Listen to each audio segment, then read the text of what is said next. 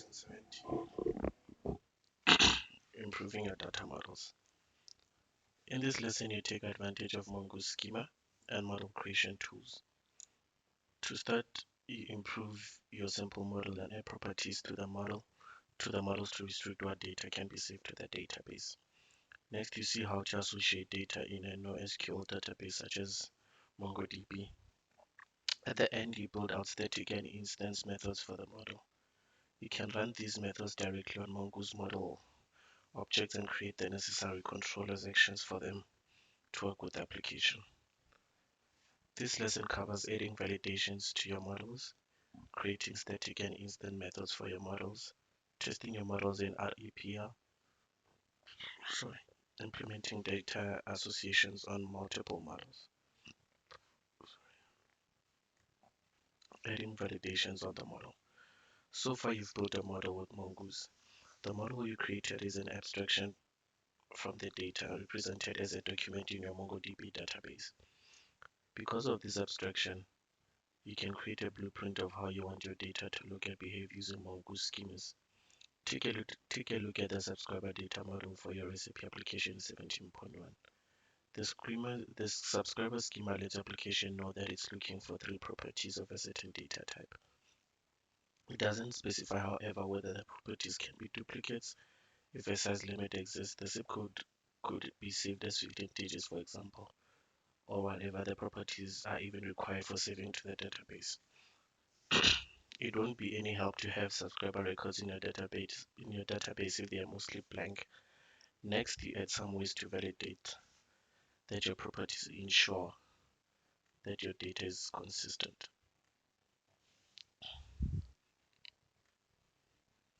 So here our subscriber schema has a name, an email, and string. We require Mongoose. So it tells the user that the name has to be a string and not a number, the email has to be a string, and the zip code has to be a number and not any other data type. So the schema defined so far works, but it allows you to save an instance of the subscriber model without any meaningful data. To start improving your model, you add some Mongoose validators. Validators are rules that you apply to model properties, preventing them from saving to your database unless those rules are met. See the amended schema in 17.2. Notice that each model property can have a type assigned directly or a bunch of options passed as a JavaScript object. You want to require the name property and make it TypeScript string. The email property should be required because no two records can have the same email, and it's also type of string. You also add the lowercase property set to true to indicate that all emails saved to the database are not case sensitive. Last, the zip property won't be required, but it has a minimum and maximum number of digits. If a number less than 10,000 is entered, the error message zip code is too short is used. If the number exceeds or 5 digits in length, you get a generic error from Mongoose and the data will save. So this schema, the name type is string, and we do require the name of the user.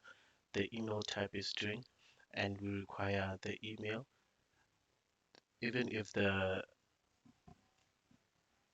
user uses capital letters, it will be converted to lowercase, and then the email has to be unique. With the zip code, the type is a number with a minimum that is 10,000 rand, or if it's lower than that, there will be an error that says zip code too short. Because the subscriber schema defines how instances of the subscriber model behave,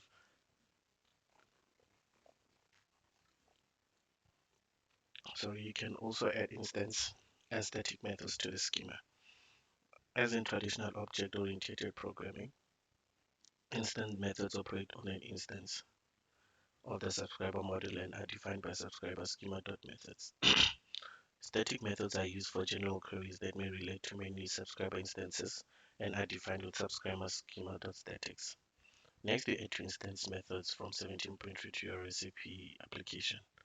Get info can be called on a subscriber instance to return the subscriber's information in one line, which could be useful to get a quick read of the subscribers in your database. Find local subscribers work the same way but returns an array of subscribers. So this instant methods involves a Mongoose query where this refers to the instance of the subscriber on which the method is called.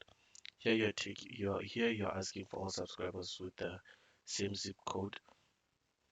Exec ensures that you get a promise back instead of needing to add an asynchronous callback here. So when you add to the subscriber schema, so it's a subscriber schema.methods.getInfo where the info will return the name, the email, and the zip code. And then with the subscriber schema.methods.find local subscribers, it will return the list of subscribers in an array. So here we find uh, the users with the using the zip code.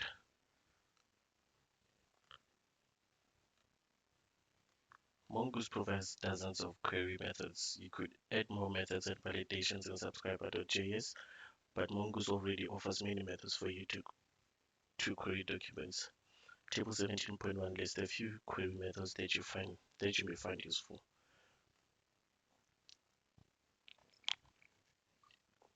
Before you get to programming the routes and user interface to interact with the new models, try another way to test whether everything is working.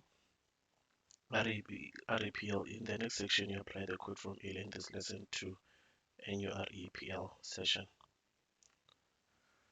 To start interacting with your database by using the subscriber model, you need to go into the REPL by tapping the node keyword in the new terminal window and adding the lines in 17.4.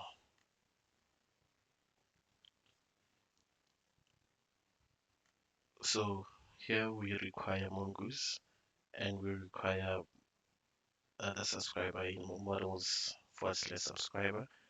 Here we connect to the database, and then here we tell Mongoose to use the native promises we did in the main.js. Now that you're all set to test whether your model and its methods work, in RPL run the commands and queries and list in 17.5 to see whether you set up your model correctly.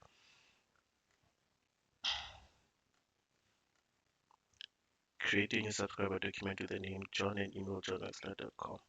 Try running this twice. The first time you should see the saved document log back to the console. The second time you should see an error message saying the email already exists in the database, which means that your email validator is working.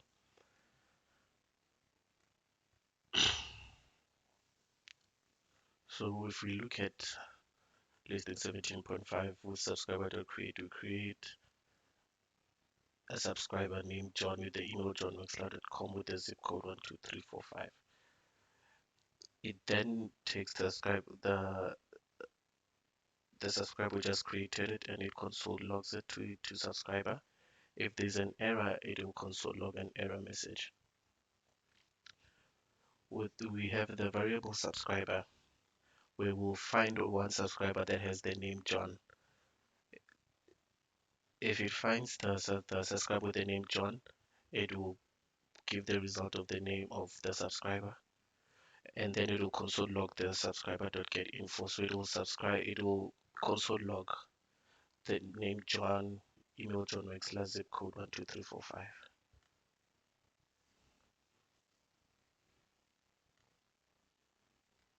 To create new records with different content, check that your validators for the zip code property are working by creating a new subscriber with zip code.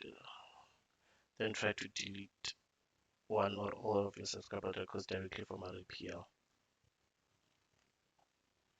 Creating model associations. In Unit 3, I discussed how data is structured with MongoDB and how Mongoose acts as a layer over the database to make documents to JavaScript objects. The Mongoose package saves you a lot of time in development by offering methods that make it easy to query the database and generate results quickly in an object-oriented way. If your background is a relational database, you may be familiar with the ways you can associate data in applications. Because you're working with a document-based database, you have no tables and definitely no join tables. But you do have fairly simple ways to use Mongoose to set up the data relationship laid out in 17.2. So here a user may be associated with a simple profile. This relationship prevents users from adding multiple profile IDs to their profile property. A user may have authored many posts on social media sites. These posts may be represented as an array of post IDs within the same user model. In this case, no other user may share authorship of a post. Here, users may enroll in many courses in which other users are also involved. This many-to-many relationship permits the user model to store an array of course IDs that may exist for more than one user.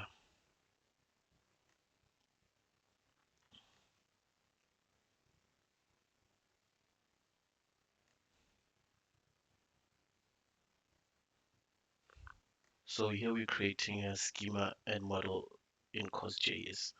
So we firstly require Mongoose, and then here we create a course schema where it has a title.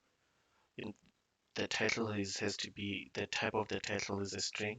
It is required to have the title and it has to be unique. The description also has to be a string, and it is required for the user to enter for the course to have a description. I'm sorry, and then the items will be in an array. The zip code, the type is a number with the minimum number of the zip code has to be 10,000, or if it's not, it will display zip code too short, and the maximum being uh, 999. And here we export the model course schema. So it's the course with the course schema that we export.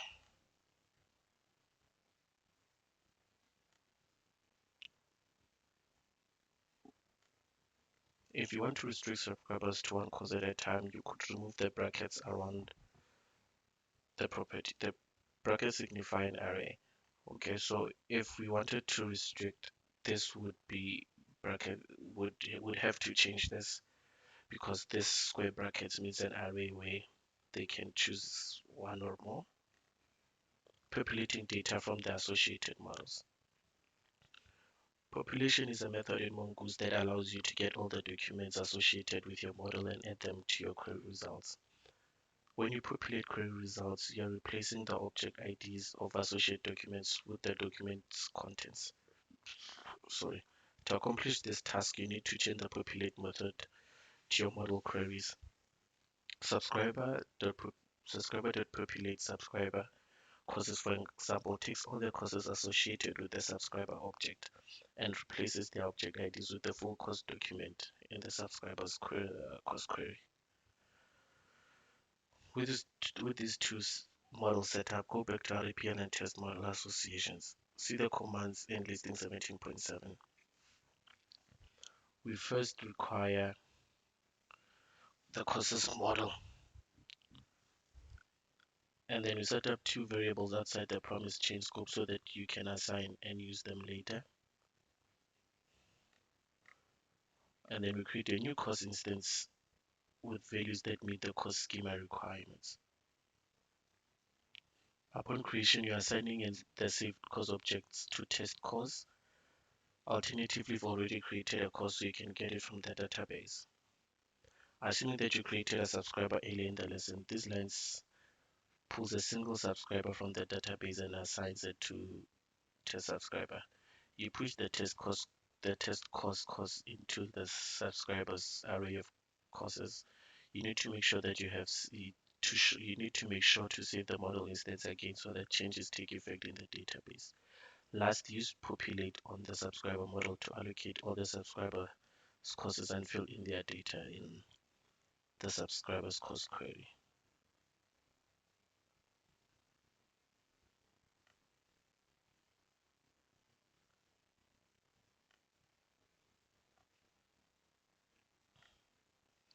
So here we require the course model, and then we set up two variables, which is test course and test subscriber. We'll create the test course with the title Tomatoland. The description is locally from tomatoes only. The zip code is 12345, and then the items in the course is cherry, and in the yeah is cherry and yellow. We create a new course instance. So we have course test course equals to course, and then we have here when subscriber dot find one, then dot then subscriber test subscriber equals to subscriber,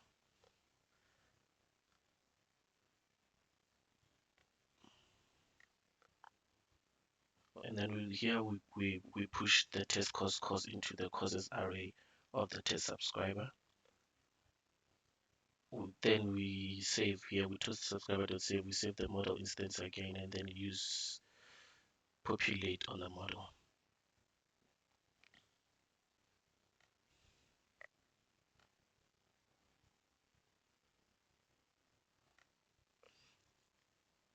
If you want to run all the examples from this lesson in a sequence, you add the code in list in 17.9 to repl.js. Restart your REPL environment by entering node and load this file by running .load repl.js. The code in repl.js clears your database and of courses and subscribers. Then in an organized promise chain, a new subscriber is created. So here with subscriber.remove, then items console, we remove all the subscriber items, and so remove all the items and then remove the courses. So remove the subscriber and the courses,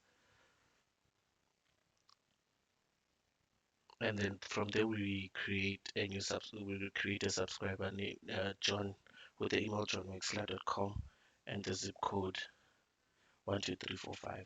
And then after doing that, it will console.log as created subscriber. With subscriber.getInfo, it will log this information of the subscriber we have created. We then query subscriber.findOne with the name John, where it will find the new subscriber that we've just created. So it will log found one subscriber, and then we then create the course with the title Tomatoland description locally from tomatoes only, zip code, and the items in there will be cherry and yellow.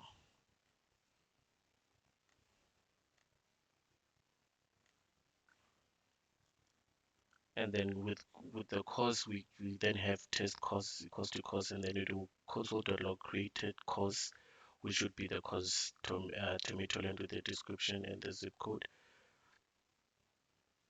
And then we'll have test subscriber dot courses dot push test course. So we'll push the subscriber info into test course and then save the test subscriber.